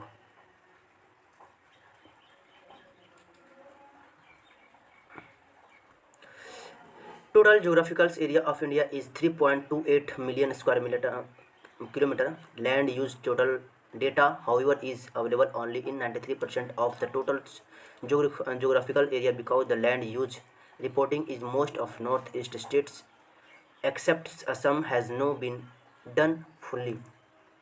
मतलब मेंशन कर जा रही है कि भारत का टोटल जो भौगोलिक एरिया है वो लगभग, हम लोग जानते हैं 32,87,263 वर्ग किलोमीटर। यहाँ पर सिंपल एक डाटा लेके गया है 3.28 मिलियन स्क्वायर किलोमीटर, जहाँ पर इसमें से मेंशन कर जाते हैं कि 93% ही डेटा है जो जोग्राफिकली मेंशन की गई है, क्योंकि नॉर्थ ईस्ट जो असम वाला इलाका है उसका अभी तक मेजरमेंट नहीं हुआ है। उस तरह से अगर देखा जाए तो कुछ जम्मू कश्मीर का कुछ पार्ट्स है जो चाइना में जो चाइना कैप्चर किया हुआ है, जो पाकिस्तान कैप्चर किया है, उसका भी थोड़ा हमारे पास डेटा मेजरमेंट नहीं है।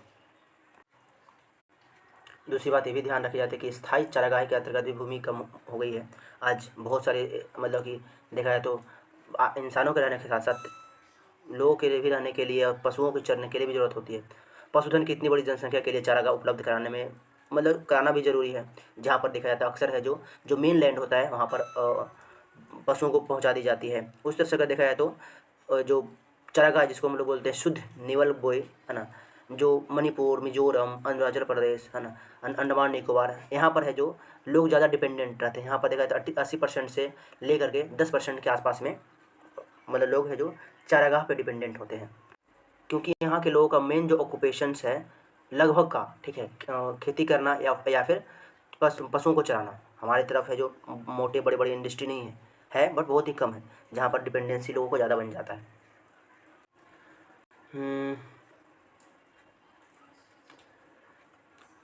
यहाँ पर लिखा हुआ है fringes the those forest dependent upon it a part of the land is term as the waste and land put their non agricultural use. Waste land includes rocky, arid and desert area, and land put other non-agricultural use includes cement, roads, railway, industry etc। राष्ट्रीय one नीति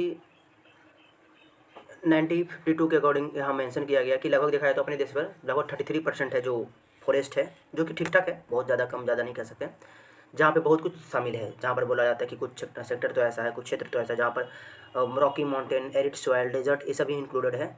और इस सब का use है जो western land के according आता है, जहाँ पर सेटलमेंट करने के लिए, रोड बनाने के लिए, रेलवे बनाने के लिए, इंडस्ट्री स्थापित करने के लिए बहुत ज़्यादा बेहतर मानी जाती है। ताकि इस पर ये भी हमें करना है, क्योंकि सब कुछ लेकर के चलना है, क्योंकि बहुत सारे लोगों का जो जीविका है हाँ एक फॉरेस्ट पर ही डिपेंडेंट होते हैं। सपोज कर लेते हैं कि जहाँ पर अच्छे फॉरेस्ट है, जहाँ पर ग्रोथ देता है देश को, अच्छे फसल से लेकर के अच्छे फ्रूट्स और लोगों के आजीविका से लेकर के, तो अगर उसको वेस्ट कर देते हैं तो ये लोग जो डिपेंडेंट है उन चीज़ों पर, उस क्षेत्र पर, तो वो कहाँ जाएंगे? एक बेरोजगारी का दर और बढ़ जाएगा। तो किस मतलब जो सरकार है, गवर्नमेंट है, पूरी कोशिश करते कि हम लोग पूरी तरह से उस चीज़ों को बना करके रखें और अपने जो हम मेन जो ऑक्यूपेशन है या कार्य है, जहाँ पर रेल है, रोड है, इंडस्ट्री स्थापित करना है, एक ऐसे एरिड सॉइल्स या फिर बंजर भूमि पर स्थापित करें जहाँ पर मेन लैंड को या फिर फॉरेस्ट वाले लैंड को काटना ना पड़े। नेक्स्ट जैसे कि टॉपिक लिखा हुआ है लैंड डिग्रेशन एंड कंजर्वेशन, जैसे कि आप लोग पता चल रहा होगा, नहीं चल रहा होगा, थोड़ा सा देख लेते। लैंड डिग्रेशन एंड कंजर्वेशन यानी इसका मतलब ये होता है कि लैंड को हमें बचाना है और उसके जो भी ह्रास हो रहा है उसके तौर तरीकों को हमें समझना है कि आखिर किन किन कारणों से लैंड डिग्रेशन हो रहा है। थोड़ा रीड करते हैं इसके मेजर पार्ट्स को। जैसे कि लिखा हुआ है we have shared a land with the parts generation and with have to do so with the future generation too। 95% of our basic needs of food, shelter and clothing are obtained from land। Human activity have not only brought about degradation of land but they have also aggraved the peace of nature force to cause damage to land। जिससे पर ये बात को mention करी जा रही है कि हमारे पूर्वज से लेकर के हम लोग तक, ठीक है, हम लोग जितना भी डिपेंडेंट है वो पूरी तरह से डिपेंडेंट है तो फॉरेस्ट पे, जंगलों पे, ताकि हम लोग उसको यूज करें और यूज करने के साथ साथ हम लोग अपनी जो भी मूलभूत आवश्यकता है हमारी उसको पूरा कर सकें। और ये हमारे काम है जो हमारे जनरेशन तक, जो हमारे दादा परदादा है वो सब करते आ रहे थे, और आगे आने वाला हमारा जो जो जो भी जनरेशन होगा वो सब पूरा करेगा। और यहाँ तक ये भी बात को मेंशन करी जा रही है कि लगभग 95% जो मतलब जो भी हमारी ज़रूरत है ना, वो हम लोग इसी बेसिक चीज़ें इसी से यूज कर सकते हैं। 5-10% होता है जो हम लोग मतलब अदर जैसे हवा पानी है ना, तो भाई चलो है हवा का यूज़ हम लोग यूज कर लेते हैं हमारे इन्वायरमेंट से, बट 95% तो जरूरत है से यूज करते हैं। लेकिन हमारा हम लोग आज क्या करें, लालचवश कुछ ऐसा कर रहे हैं ताकि मिट्टी को प्रभावित करें। हम लोग तो कर ही रहे हैं, कुछ ऐसा इंटरनली फोर्स भी लगा रहे हैं जिससे और मिट्टी जल्दी खत्म हो जाए। जैसे हम लोग है जो केमिकल का यूज करते हैं, फर्टिलाइजर्स का यूज करते हैं, इससे कहीं ना कहीं मिट्टी का जो क्वालिटी होता है वो धीरे धीरे डैमेज हो रहा है, वो खत्म हो जा रहा है। और अगर ऐसे ही रहा लंबे समय तक रहा तो हम लोग उसको पूरी तरह से एक समय आएगा ख़त्म कर लेंगे, है ना।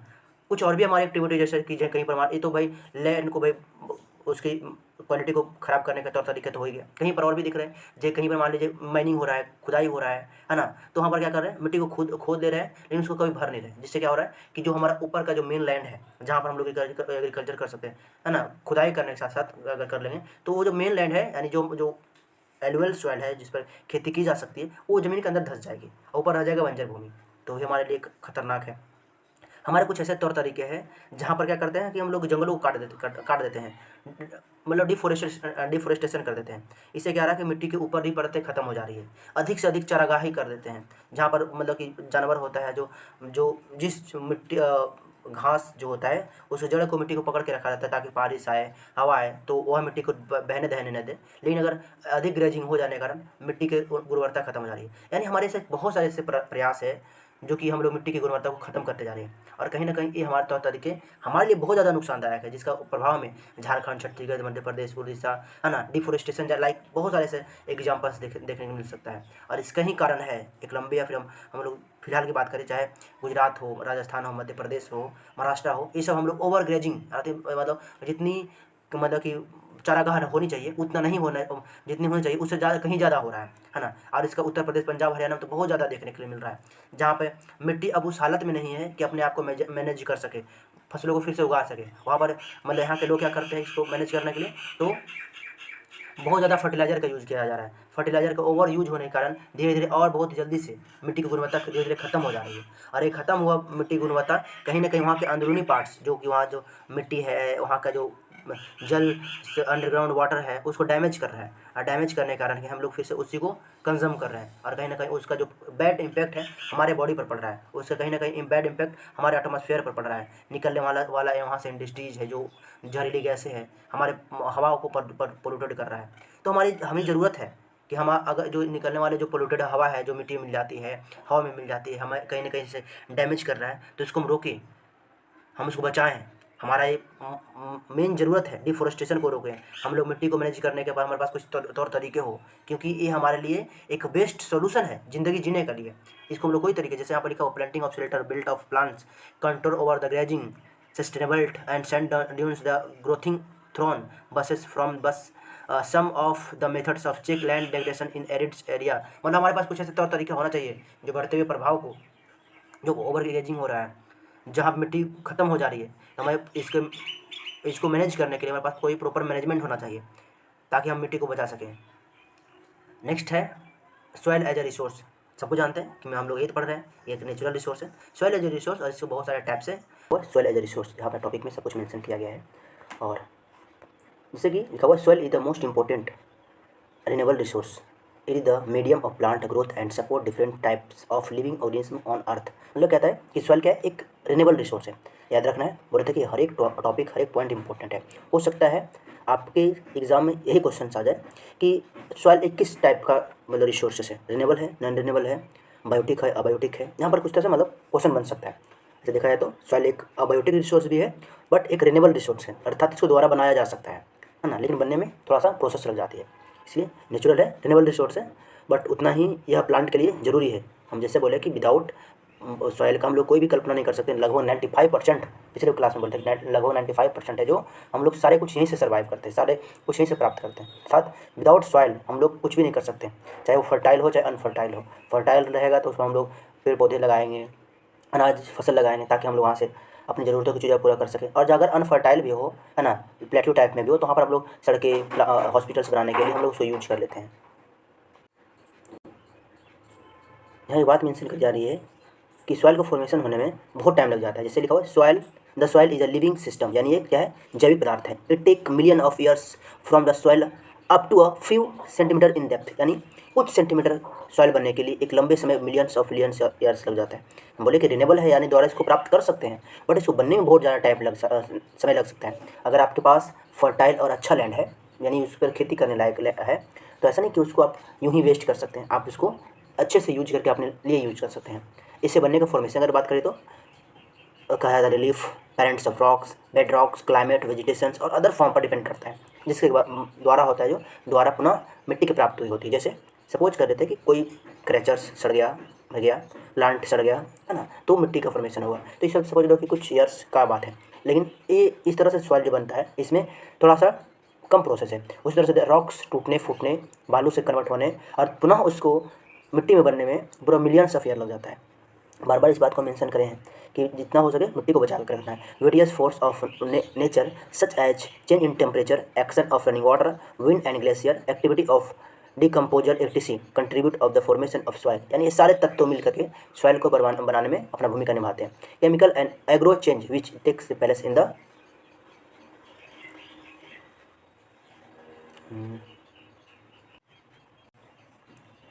soil are equally important. Soil also consist of organic, जिसको हम लोग बोलते हैं ह्यूमस, एंड इनऑर्गेनिक मटेरियल्स, यानी हम लोग सॉइल को इतने तरीके से यूज करते हैं, उसकी क्वालिटी पर डिपेंड करते हैं। सॉइल भी अपने आप में दो तरीके से बांटा गया है, एक ऑर्गेनिक, दूसरा इनऑर्गेनिक, जो हम लोग पहले ही मेंशन कर चुके हैं। यानी जो ऑर्गेनिक उसको बोलेंगे, अगर समझ लिया तो ऑर्गेनिक हम उससे बोलेंगे जहाँ पर जीव जंतु के अवशेषों को सड़ने के बाद मिट्टी बना है तो उसको बोलेंगे ऑर्गेनिक। और जहाँ पर जैसे ये क्या बोलते हैं कि पत्थर है, ये सब के टूटने फूटने से अगर मिट्टी बनता है तो उसको बोलते हैं ऑर्गेनिक मटेरियल्स। तो दोनों बात को ध्यान रखना है। On the basis of factors responsible for soil formation, colour, thickness, texture, age, climate and physical properties, this soil of Indians are classified into different type. मतलब भारत में देखा जाए तो इसके कलर, मिट्टी के थिकनेस, टेक्सचर, इसके एज और केमिकल एंड फिजिकल प्रॉपर्टी के अकॉर्डिंग भारत में मिट्टी को बहुत सारे टाइप्स में बांटा गया है, जो कि जनरली इस टाइप में हम लोग देखेंगे। फर्स्ट जो बोला जाता है alluvial soil. Alluvial soil that means उस मिट्टी को कहा जाता है जो कि सबसे ज़्यादा से ज़्यादा उपजाऊ होता है। एलुवियल सॉइल की बातें कर लेते हैं तो जैसे लिखा हुआ मेंशन की गई है कि this is the most widely spread of important soil. In facts the entire northern plants are made of alluvial soil. These have been decomposed the three important Himalayan rivers, the Indus, Ganga and Brahmaputra. मतलब कहा जाता है कि ये भारत के सबसे बहुत बड़े क्षेत्र में फैला हुआ है, जहाँ पर जिसको बनने के लिए 3 रिवर्स का बहुत बड़ा योगदान है, जो हिमालय है, हिमालय की नदियाँ इंडस है, गंगा है और ब्रह्मपुत्र है। जब ये सब नदियाँ जहाँ से चलना शुरू करती है और बाढ़ के द्वारा जहाँ पर पानी को छोड़ती है और एक लंबे समय के बाद धीरे धीरे वहाँ पर इसके कुछ अवशेष जमते चले जाते हैं, तब है जो एलुवियल सॉइल का निर्माण होता है। ऐसा कहा जाता है कि एलुवियल सॉइल अपने आप में बहुत इंपॉर्टेंट और बहुत उपजाऊ होता है, जहाँ से हम लोग विभिन्न प्रकार के फसल ग्रो आराम से कर सकते हैं। ये भी अपने आप में 2 टाइप्स के होते हैं, इसको एक बोलते हैं खादर और भांगर। जो ज़्यादा उपजाऊ होता है उसको खादर बोलते हैं, जो कम उपजाऊ होता है उसको भांगर बोलते हैं। राजस्थान क्या बोल रहे हैं, extend in Rajasthan, Gujarat, narrow corridor. Alluvial soil is also found in the eastern coastal plains, particularly in the deltas of Mahanadi, the Godavari and Krishna and Kaveri rivers। मतलब ये बोले ना कि जितना भी जैसे कि रिवर्स नॉर्थन प्लेन्स उसको बोलते हैं, जैसे आपकी आज के बिहार है, उत्तर प्रदेश है, दिल्ली है, पंजाब है, हरियाणा है, कुछ राजस्थान का पार्ट्स है, कुछ मध्य प्रदेश का पार्ट्स है, फिर पश्चिम बंगाल है, या फिर आप चले जाइए असम। ये सब जो पार्ट्स हैं ये नदियों के अवशेषों के द्वारा बना हुआ इसकी मिट्टी है, जो कि एलुवियल सॉइल है, जो अपने आप में बहुत उपजाऊ है। और इधर ये सब मतलब क्षेत्रों से ही कुछ नदियाँ बहती है, जिसमें कावेरी है, महानदी है, कृष्णा है, गोदावरी है, गंगा है, ब्रह्मपुत्र है, यमुना है। ये सब जब भी जहाँ बहती है तो अपने अवशेषों छोड़ जाती है, यानी जब जहाँ पर बाढ़ लाता है तो जब पानी जैसे फैलती है धीरे धीरे फिर सिमटने के बाद इसके कुछ जो इम्पोर्टेंट जहाँ पर आप बोल सकते हो ह्यूमस है, वो यहाँ पर इसको स्प्रेड कर जाता है, जिसके कारण मिट्टी होता है जो काफ़ी उपजाऊ हो जाता है।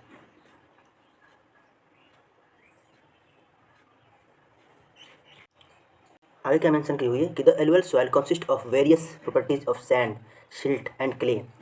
As we move inland toward a river's valley, soil particles appear from what bigger in size.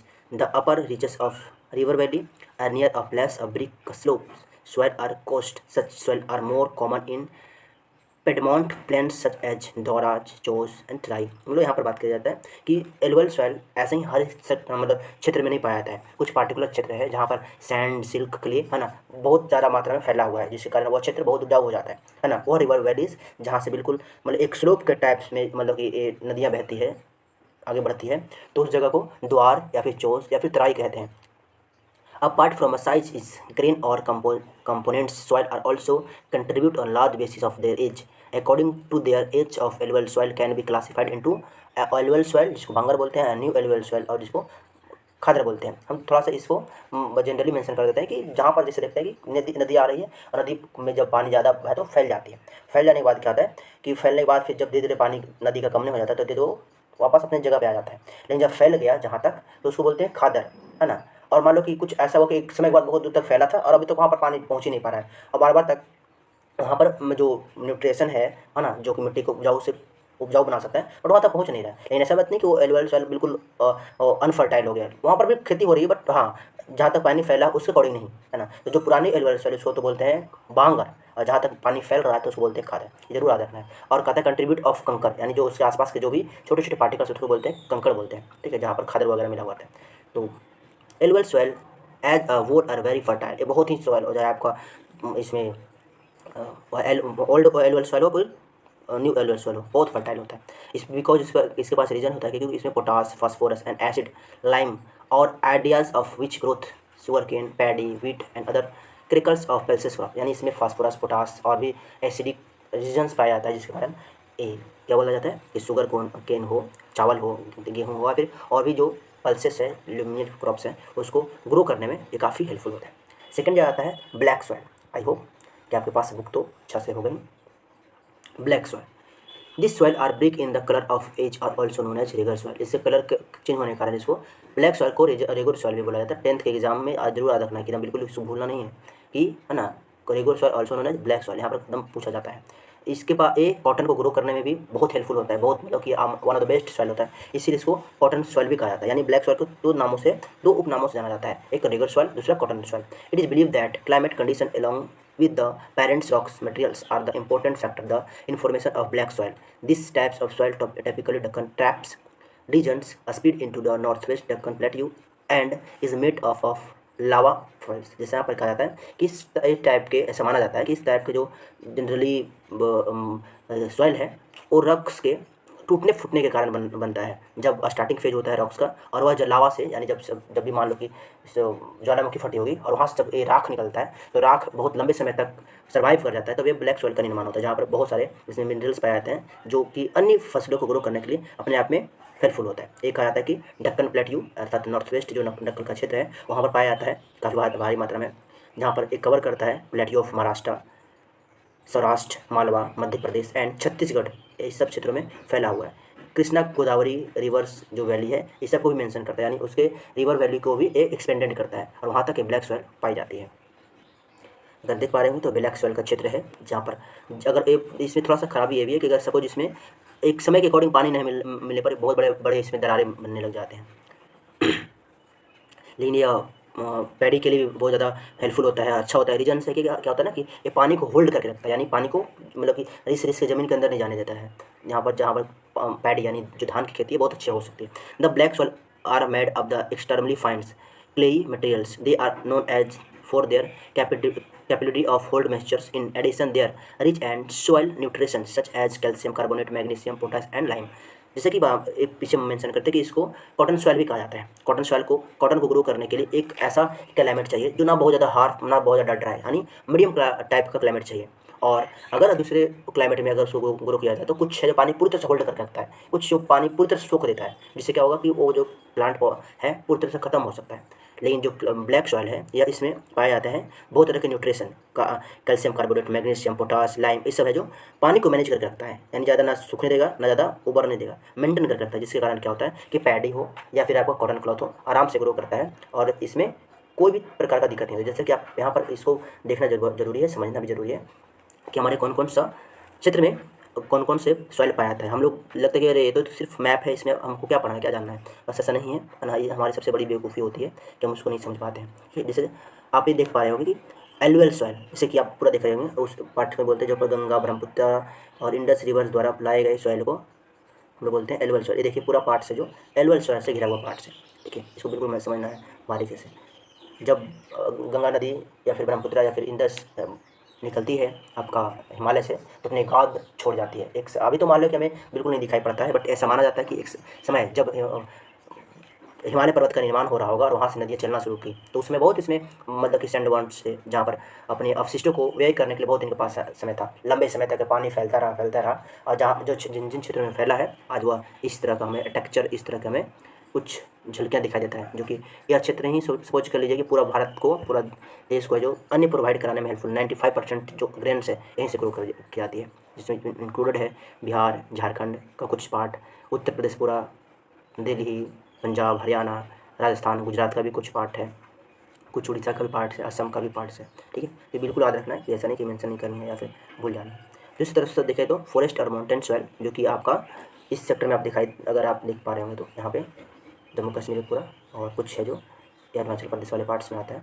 उस तरह से अगर देखें तो आपका रेड एंड येलो सॉइल, जो कि जनरली ज़्यादा कोई भी फसलों के लिए हेल्पफुल तो नहीं माना जाता है, ये प्लेट्यू सेक्टर में पाया जाता है, जिसके कारण ऐसा माना जाता है कि जब लावा निकल रही होगी तो उसी समय इसका फॉर्मेशन या कोई बनावट हुआ होगा, तो जरूर याद रखना है। और फिर ब्लैक सॉइल है, जहाँ पर ऐसा माना जाता है कि पूरा महाराष्ट्र है, गुजरात है, ये सब है जो कॉटन ग्रो करने में अगर नहीं माना जाता है, तो इसके पीछे रीजन है कि यूँ ही अग्रणी नहीं माना जाता है, इसके पीछे इसके सॉइल का बहुत बड़ा योगदान है। तो हम लोग आगे इसको देख लेंगे आप लोग पूरा। नेक्स्ट जो आता है यहाँ पर वही बात लिखा है, soil are the generally poors in phosphorus content which they developed deep cracked during the weathers which help the proper attraction of soil. These soil are sickly when set of the different to work in unless to immediately after first shower in during the pre monsoon period. इससे मतलब उसी बात को mention कर रहा है कि suppose करो कि इसमें अगर मान लो पानी आ गया और मतलब कि इसमें फसल ग्रो करना है, तो प्री मानसून पीरियड से पहले आपको फसल ग्रो करना पड़ेगा, ताकि मानसून इरा में आपको ये जो आपके पौधों को अच्छे से मेंटेन करके रखे और उसको ग्रो करने में एक पूरा टाइमिंग देने में पूरा समझ लें। उससे आता है रेड एंड येलो सॉइल, ज़्यादा इसका कुछ काम नहीं है, लेकिन फिर भी red soil developed in the crystalline igneous rocks in area low rainfall in the eastern and southern part of Deccan Plateau. Yellow and red soil are also found in part of Odisha, Chhattisgarh, south part of the Middle Ganga plains and along the Piedmont, Jew and Western Ghat. These soils redest color and diffusion of iron in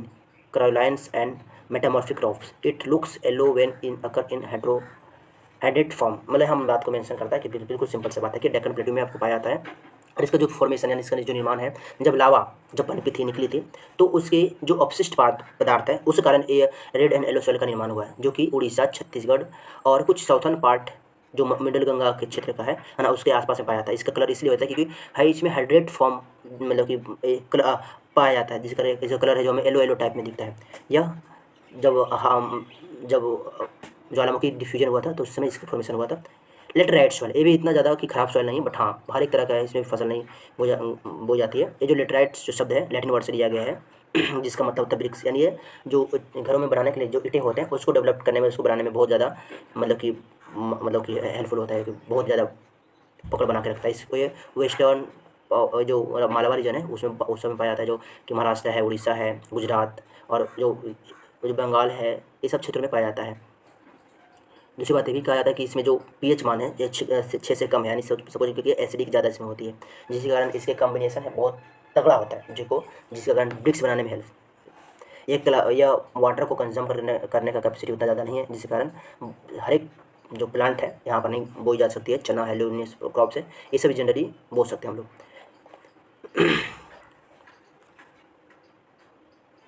इसमें बोई जाने वाले T, coffee, ये सब जो फसलें हैं याद रखिएगा, तमिलनाडु, आंध्र प्रदेश, केरला, ये सब क्षेत्रों में पाए जाते हैं। केसर नट भी इसमें अच्छे खासे उगाए जाते हैं। एरिड सॉइल की बात कर ले तो arid soil runs from the brown in colour in generally sandy in texture and saline in nature. इसमें यहाँ कहा जाता है कि इसमें बालू की ज़्यादा मात्रा होती है और कलर में इसका रंग होता है जो ब्राउन कलर का होता है। In some area salt content of very high and common salt obtained by the evaporating their water, जिसे कहा जाता है कि जब ऐसा होता है कि जब कोई चीज़ से और पानी जो इवोपरेट होकर ऊपर चले जाता है उसमें सिर्फ और सिर्फ नमक की मात्रा में दिखाई देने लग जाता है, जिसके कारण हमें ब्राउन कलर का दिखता है।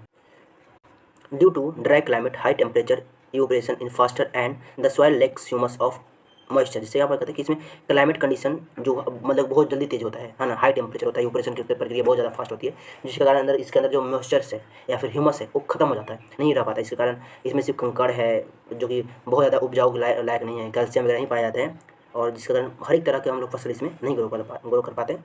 राजस्थान गुजरात कुछ क्षेत्रों में इसे पाया जाता है, उतना ज़्यादा नहीं, याद रखेंगे तो कोई ज़्यादा कुछ बिगड़ने वाला नहीं। फॉरेस्ट सॉइल की बात कर लेते तो ये है जो हिली रीजन में जनरली पाया जाता है, उस जगह पे जहाँ पर माउंटेन्स ऊँचे ऊँचे हो सकते हैं, जहाँ पर हवा का संपर्क बहुत अच्छा खासा नहीं हो सकता है, क्योंकि प्लांट भी अपने आप को ग्रो करने के लिए इन्वायरमेंट पर डिपेंडेंट रहता है, तो वहाँ पर उसको पूरी करने के लिए नहीं मिल पाता है, जिसके कारण इसके जो मिट्टी है, सॉरी इसके जो पत्ते हैं अच्छे खासे नहीं डेवलप हो पाते हैं। हिमालय रीजन्स चाहे आप चले जाइए अरुणाचल प्रदेश वाले सेक्टर में, तो ये माउंटेनियस जो प्लांट है आपको वहाँ पर मिल जाएंगे। Soil erosion and soil conservation यहाँ पर टाइप को मेंशन किया गया, जो कि हमारे लिए वन ऑफ द बेस्ट और इंपॉर्टेंट टॉपिक है, एग्जाम में बनने लायक क्वेश्चन बनता है। वहाँ पर सिर्फ जितना आपने अभी टाइप ऑफ सॉइल जाना, तो बस इतना आपको जान लेना है, जनरली ध्यान रखना है कि जितना टाइप ऑफ सॉइल आप लोगों ने अभी तक पढ़ा, तो बस इतना याद रख लीजिए कि उस सारे जो सॉइल है किस रीजन में पाए जाते हैं, उसमें से मेनली कौन कौन सी फसलें बोई जाती है ना, कौन कितना महत्व रखता है, बस इतना याद रखिए। ज़्यादा अगर मन खुश हो जाए, बहुत ज़्यादा नोट्स बनाने का मन करता है, तो हो सकता है तो आप खादर बांगर और एलुअल सॉइल का बढ़िया से नोट्स बना लीजिए, है ना। हो सकता है तो ब्लैक सॉइल का, ये दो ब्लैक सॉइल और एलुअल सॉइल बस, और बाकी का सिर्फ रीजन क्षेत्र और कौन कौन सा फसलें वहाँ पर बोई जाती है, बस इतना याद रखिए।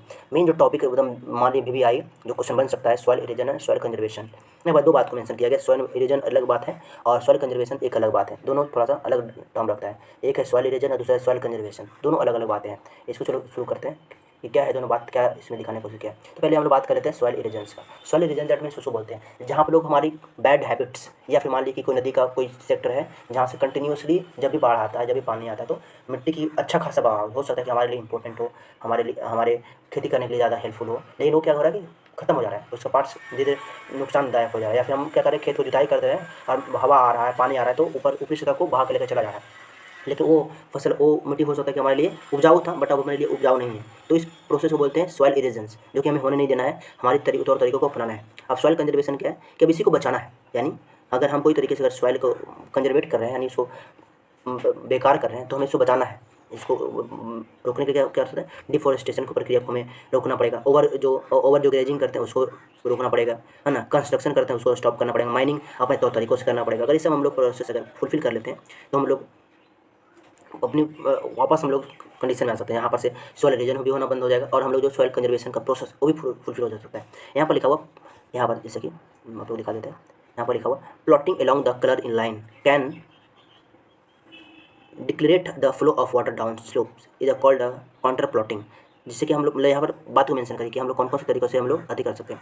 हम लोग काउंटर प्लॉटिंग करके, है ना, कुछ स्टेप्स को यूज करके, जहाँ पर टेरेस जो फार्मिंग बोलता है ना, टेरेस कल्टीवेशन, वो सब का यूज करके, जो कि हिमालयन रीजन में, हिली रीजन्स में हम लोग इस सब तरीक़ों का यूज करते हैं, ताकि मिट्टी कम से कम बहे। आखिरकार सोच लीजिए कि अगर हम हमारे प्लेन्स एरिया में, मैदानी इलाकों में हम मिट्टी को इतना ज़्यादा बहा रहे हैं, ठीक है, तो सोच लीजिए जो पहाड़ों पर रहने वाले, जो खेती करने वाले लोग, वो अपनी मिट्टी को कैसे बचा करके रखता हुआ, है ना। तो ये बात बहुत ही सोचने लायक चीज़ है, और कहीं ना कहीं हमारे लिए है। अगर मान लो कि हमारी जो उपजाऊ मिट्टी है, अगर वही बह करके दूसरे सेक्टर में, दूसरी जगह पे चले जाता है, तो हम खुद का हिफाजत कैसे कर पाएंगे, और कैसे हम फिर से फसल को ग्रो कर पाएंगे, ये हमारे लिए सोचने वाली बात है। लास्ट जैसे लिखा हुआ है, row of such tree are called shelter belt, यानी ये भी तरीका हमारा हो सकता है। This shelter belts have contribute significance of establishments of sand dunes and establishing in desert in western India, यानी जो कि डेजर्ट वाला इलाका है, जहाँ पर भी सैंड ड्यून्स आकर जमा हो सकता है, वहाँ पर इन सैंड को रोकने का काम करा, ताकि वो मिट्टी अनउपजाऊ ना हो जाए। तो और भी कुछ है, ये हमारा हो गया टॉपिक ख़त्म। और यहाँ पर कुछ क्वेश्चन है जो कि आप लोग खुद भी पहले करना है, और हो सकता है कि मैं इसका एक क्वेश्चन लाऊँ और क्वेश्चन आंसर में करवाऊँ, या फिर मैं इसको कोई PDF फॉर्म में आपको मतलब प्रमोट कर दें। आपको कमेंट बॉक्स में लिखना है कि कैसे, या तो हम क्लास बाय क्लास करवा दें, मतलब 20-25 मिनट का क्लास लेकर के, या फिर PDF फॉर्म में कहीं पर डाल दें। तो कमेंट बॉक्स में लिखिए कैसा लगा आप लोग क्लास, जरूर ही करेंगे। चैप्टर फर्स्ट जो कि था रिसोर्स एंड डेवलपमेंट, तो ये चैप्टर हमारा खत्म हो गया। आई होप कि आपकी उम्मीदों पर हम खरे उतरे होंगे। कहीं पर कुछ गलत हो, कुछ त्रुटि हो, तो आप कमेंट बॉक्स में जरूर लिखेंगे, हाँ भाई यहाँ पर सुधार करने की जरूरत है, नया है, सीखे हैं। मिलेंगे कोई दूसरे चैप्टर को ख़त्म करते हुए, हम यह मुहिम को जारी रखेंगे, ऐसा नहीं कि मतलब ख़त्म हो गया। आप लोग रिस्पॉन्स से देते रहिए, आप हमें सपोर्ट कीजिए, चैनल को लाइक करके सब्सक्राइब करना जरूर बिल्कुल नहीं भूलेंगे। तो हम कोशिश करेंगे कि जितना भी क्लास 8, 9, 10 का है सारा मैं पढ़ा दूँ, ताकि आप लोग आराम से पढ़ते रहें, और जब कभी अगर दिक्कत हो तो आप लोग साथ में हैं, ठीक है। रखिए। जय हिंद, जय भारत।